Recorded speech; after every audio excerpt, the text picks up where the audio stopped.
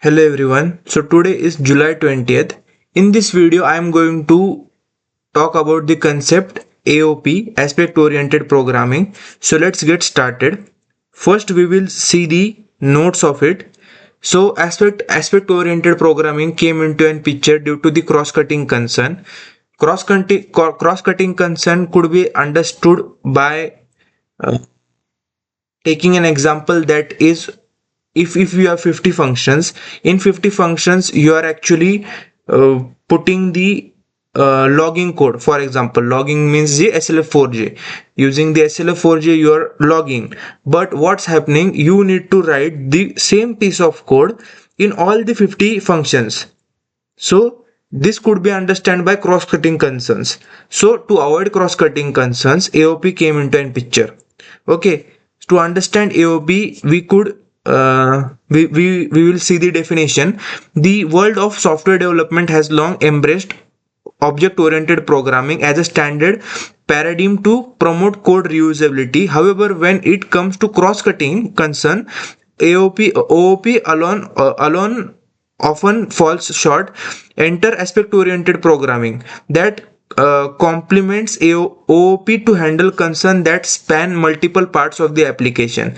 You could understand what is AOP. Actually, you are separating the secondary code from your main business core logic.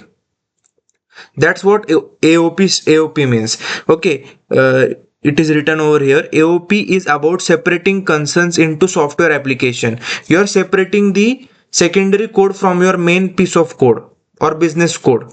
So benefits of AOP: cleaner, more focused, reduced code duplication, enhanced modularity, loose coupling, and enhanced flexibility.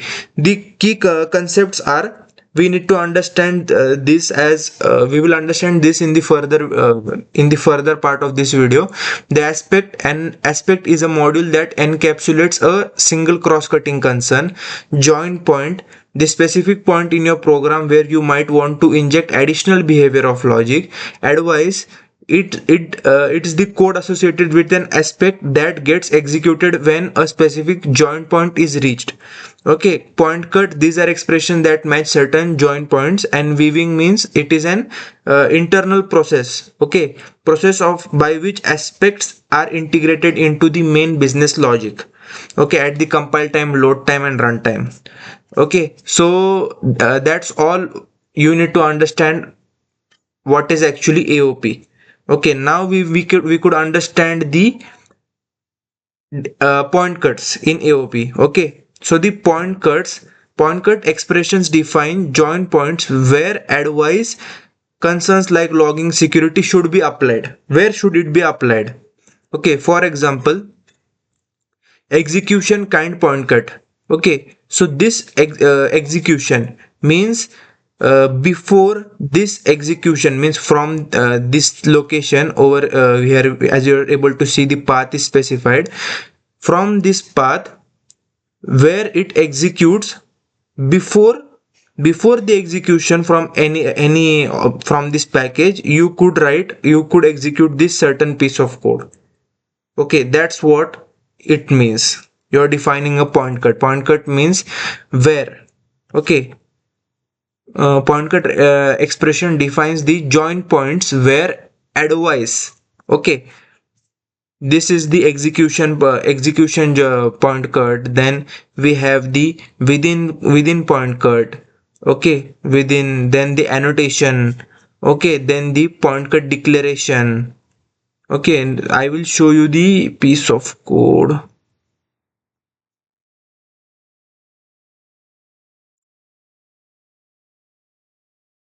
Okay, so as you're able to see, what I have done over here, this is the point cut which I have defined before. Then with the help of annotation we could do it. Okay, these are the basic point cut. What you can do, you can define a function. Okay, function. See, this is the point cut. Here you could add certain piece of code, and that piece of code you could pass over here. Okay, or the location. Okay, this is what you could do with the help of point cut. Now we will move to the Next, how to declare the advice. Okay, now what is advice? Advice is associated with the point cut expression and runs before after. So advice means when should it run. Okay, so before is an advice, after is an advice, after returning advice, after throwing advice. Here you are able to see after returning, this is smaller to after, but it runs only after a normal execution of the method. When a method normally executes, it runs then only. Okay, and it returns an object, but after throwing, it throws an exception while executing the method, but it doesn't return anything. Around means this annotation allows us to take actions either before or after a join point method is run. We can use it to return a custom value or throw an exception or simply let the method run and return normally. Okay, we will see it example. So after returning the value could be this, and it returns the object with its return object, which we have passed over here as well. Okay, then we are actually logging this info. Around also could be there, around point before all service. So this is what we want before all service. Okay, so this could run before running this. So these are the this was means, as you are able to see, the execution was the point cut. Okay, but the before after, that's the advice. Now we will move ahead. We are done with the advice. Now we will see the internal working. So the internal working is not much, as you need to understand that Spring proxy. What is Spring proxy? Once the beans are created, okay, AOP. AOP is enabled and there are point cut matching specific method. Spring features like transactional catchable are used, which internally rely on proxies to apply cross-cutting like transaction management. Okay, proxy means what? When you create an bean. Okay, according to certain conditional annotations, what happens? The proxy of it is created. When you call that bean, you actually do not get that bean, you get the proxy of that bean which is present over there. So there are certain conditions when the proxy, due to which the proxy is created. Okay, the proxies are managed Spring container, the application context manage it. It creates a proxy for the bean instead of initiating the bean directly. It does not initiate the bean. It creates the proxy of it. The proxy wraps around the actual bean and adds additional behavior before after. Okay, how proxies are created. See, the proxies could be created by two methods. The first is the JDK dynamic proxies. If the target object implements one or more interface, JDK dynamic proxy.